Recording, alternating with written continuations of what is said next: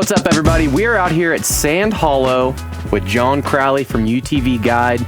We have his new build here, KRX 4-inch portals, and that's something that we're going to talk about a little bit. So Jon's rode out here on the West Coast. You've lived out here for quite some time. You've rode a little bit of everything, and you always like to build your machines to where they're versatile, right? Well, I mean, I go back to the Slick Rock boys. I've seen them a whole bunch out here before, and I always called their cars do amazing here at Sand Hollow or in Moab, but I always called them cheater cars because it seemed to me like they were so single focused to rock crawling.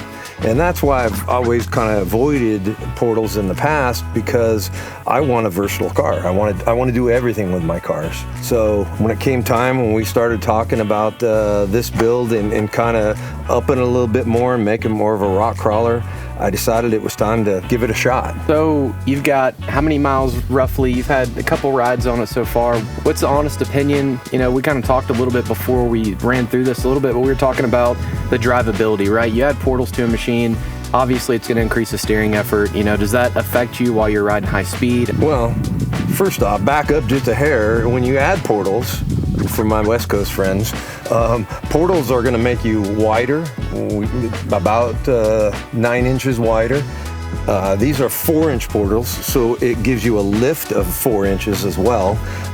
And then you can do gear reduction. So I chose a 15% just to make up for the increase in tire size. I run the 35. And the KRX is already kind of geared low from the factory too, so that's 15%. Kawasaki's not a runner. It's not going 100 miles an hour, certainly. So I just wanted to make up for the tire size change a little bit and make that so when you are rock crawling, you have a little bit more control in technical spots. First trip we did, and this was Moab for the Red Rock Rally last week, and then came here. This week with you guys, we've been doing a lot of fast stuff. This morning we just did bobsled trail. I'm following an X3 and a Maverick R. They're faster than me. They're turbo and they're a little bit lower. I'm heavy and I don't have a turbo, but this thing rallied through the bobsled just great. I didn't notice the portals other than it's a little bit more stable with the extra width. Really no downside to the fast trail riding. I top out maybe about 60 miles an hour. You could probably go a little bit faster than that. So that's not what this car is built for. Trail riding, it's an excellent rock crawler right out of the box.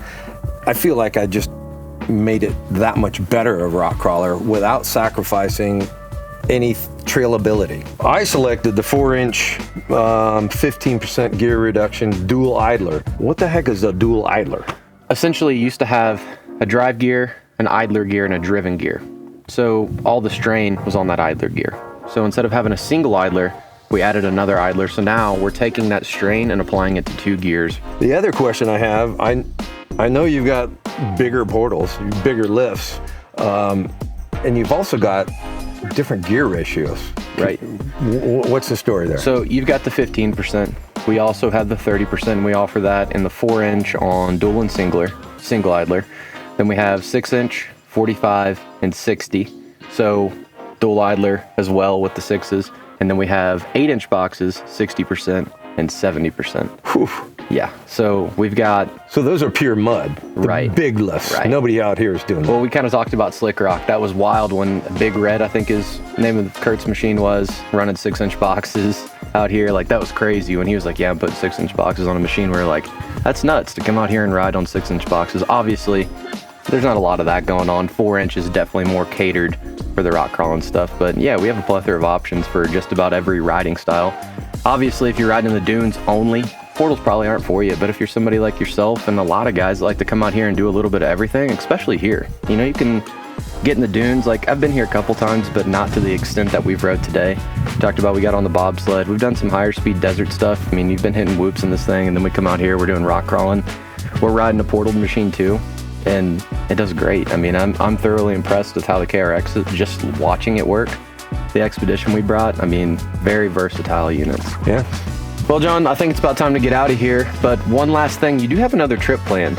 Yeah, coming up in August, I'll be running the Rubicon with UTV Conquest. It's a great trip, and you don't see a lot of portable machines on the Rubicon, at least for UTVs. Out here in Utah, you do, but I'm really excited to test it out on the Rubicon. Kind of different terrain, but I think this is going to shine. You're going to film that. You're going to have content going up on UTV Guides, on all the social platforms. He has a bunch of great content up.